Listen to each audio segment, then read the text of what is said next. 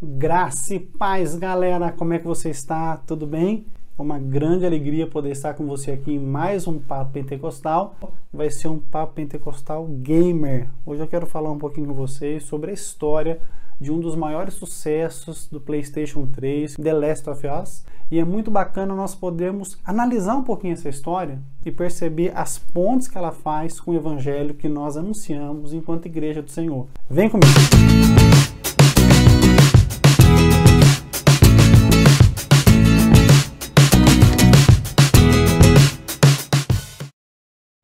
Antes de eu falar com você, por favor, deixa o seu joinha aí, aperta aqui embaixo, inscreva-se no canal e vamos ficar ligados nas novidades. Eu tenho certeza que tem muita coisa boa sendo postada aqui para você e vai edificar muito a sua fé. The Last of Us se passa no ano de 2033, 20 anos depois que uma pandemia de fungos e alteração cerebral se espalhou e infectou mais de 60% da população mundial, transformando-os em canibais mortíferos. O arco principal da história gira em torno de Joel e Ellie, ele contrabandista sobrevivente da pandemia e ela, uma adolescente que já nasceu nesse mundo transformado. Ellie é imune à infecção do fungo e por isso os vagalumes, uma organização antigovernamental, procura fazer engenharia reversa de uma vacina através dela. Em um mundo sem lei e sem garantias, as questões éticas e morais ganham uma outra envergadura. Neste jogo não há mocinhos, todos querem sobreviver, e eles farão isso a qualquer preço. O título foi considerado o melhor da geração passada, e para muitos críticos, um dos melhores de todos os tempos. Eu tive o prazer de jogar o game tanto no PS3 quanto no PS4, e afirmo que é uma das melhores experiências de entretenimento de minha vida.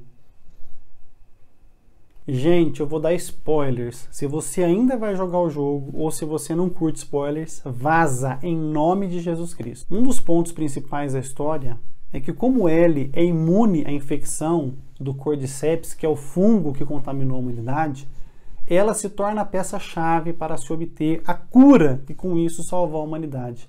Mas para isso acontecer, no processo da engenharia reversa, seria necessário que ela morresse para que eles conseguissem então atingir a área do cérebro dela contaminada e com isso obter uma cura ou uma vacina para esse mal.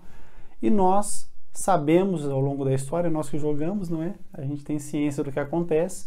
Joel faz uma opção de não sacrificar a menina e por conta disso, ela não morrendo, não haveria possibilidade de cura. Então, daí você entende o título do jogo, The Last of Us, é o último de nós, porque chegaria o dia então, sem cura, que a humanidade pereceria e não existiria mais a raça humana no mundo. Nessa distopia que é apresentada pelo game, a morte da menina poderia salvar toda a humanidade. Mas, na complexa ética e moral que existe no jogo, Joel, que já perdeu sua filha no começo da pandemia, ele faz uma opção de não sacrificar Ellie, porque ele criou laços paternais com ela, e com isso, na sua escolha de pai, ele sacrifica toda a humanidade para poder mantê-la viva. Na justiça do reino de Deus, contudo, existe uma mesma figura paternal. Deus, o nosso Pai, e o seu Filho, Jesus Cristo, que tem consigo a cura para a humanidade e para todas as nações.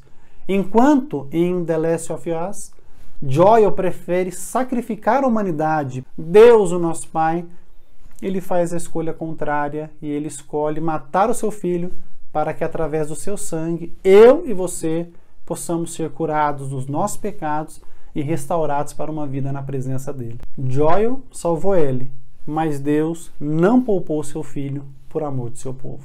No Evangelho da Graça de Deus, o sangue de Jesus Cristo satisfez a justiça divina que exige a punição do pecador.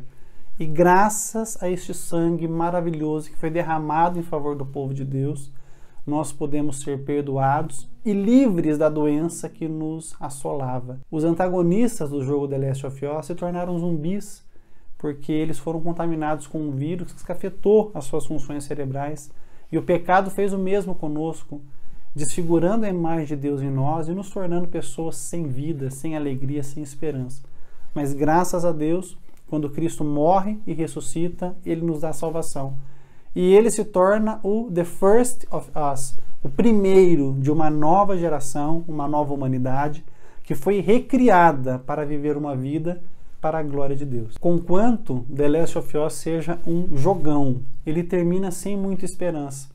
Ele escancara para nós o mal da humanidade e que essa humanidade sem a fé, ela está fadada à destruição.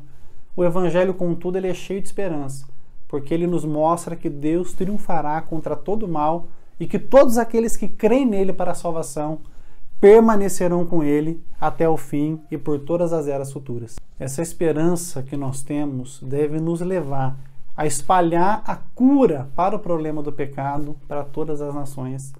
Cristo já derramou seu sangue, já ressuscitou, está vivo, e ele nos contagiou com uma viva esperança para que, seguindo as suas pisaduras, nós possamos levar essa salvação até os confins da terra, para a glória de Deus, para louvá-lo e para engrandecê-lo. Todos nós esperamos a ansiosa chegada da sequência do game, mas mais ansiosos ainda estamos para a volta de Jesus, quando ele dará um fim a todo o mal que há no mundo e nos preparará finalmente para passarmos toda uma eternidade ao lado dele. Desejo o coração que esse vídeo tenha edificado sua fé, que ele te abençoe em nome de Jesus.